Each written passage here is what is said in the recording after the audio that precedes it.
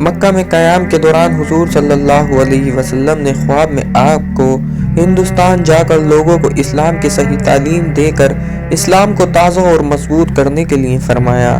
اس کے بعد آپ ہندوستان کی جانب روانہ ہوئے اور 6 مہینے بعد ہندوستان پہنچے۔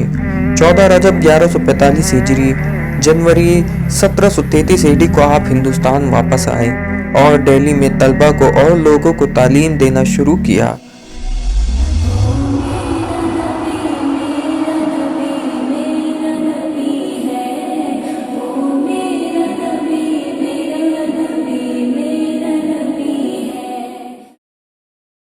السلام علیکم ورحمۃ اللہ وبرکاتہ۔ معزز ناظرین، آج پھر ہم حاضر خدمت ہیں ایک نئی ویڈیو کے ساتھ، اور آج کی اس ویڈیو میں ہم جن عظیم ہستی کے بارے میں بات کرنے جا رہے ہیں وہ ہندوستان کے بہت بڑے محدث اور مشہور و معروف بزرگ ہیں۔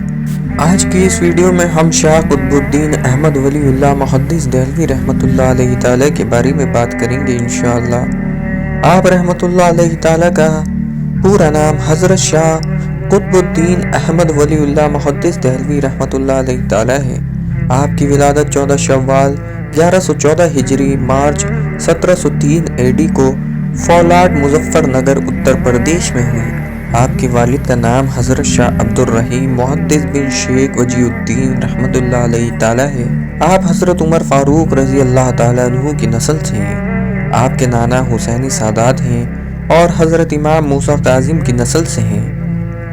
آپ کے پردادا شیخ شمس الدین مفتی ہندوستان آئے تھے اور روہتک میں سکونت اختیار کی۔ آپ کے والد دہلی کے مشہور عالم اور فقہ تھے۔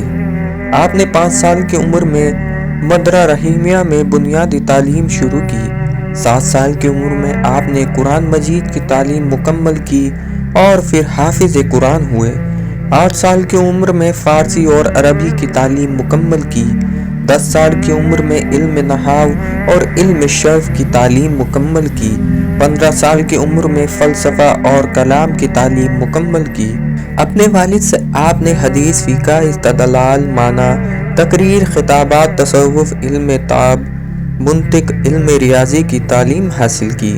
17 سال کی عمر میں آپ نے والد سے خلافت حاصل کی۔ 17 سال کی عمر میں آپ کے والد کا انتقال ہوا۔ اس کے بعد آپ مدرسہ رحیمیہ میں مدرس بنے۔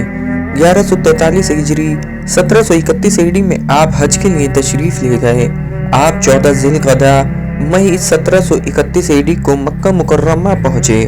حج ادا کرنے کے بعد مدینہ منورہ تشریف لے گئے۔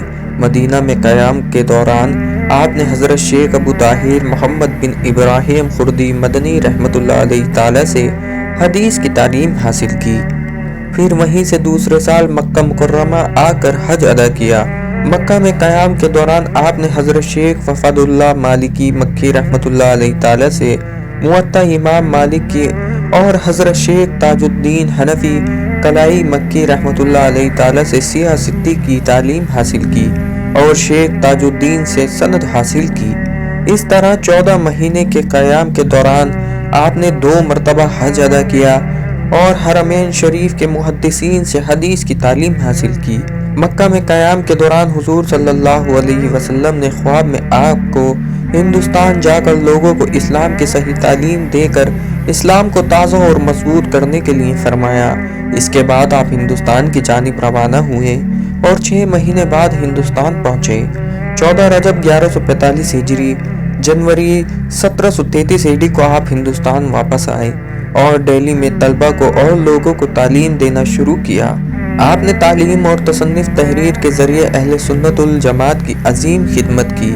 آپ لوگوں کو شریعت کا پابند رہنے کی اور قرآن اور حدیث پر عمل کرنے کی اور سنتوں کو اپنانے کی، بری بدعتوں سے بچنے کی تعلیم دیتے۔ آپ نے ہندوستان میں سب سے پہلے قرآن مجید کا فارسی ترجمہ کیا، جو فاتح الرحمن فی ترجمات القرآن سے مشہور ہے۔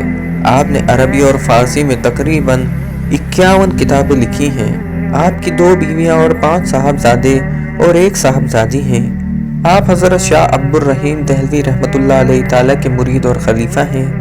آپ کے والد سے آپ کو نقشبندی، قادری، شوروردی، چشتی، سراجی سلسلے کی خلافت ملی ہے۔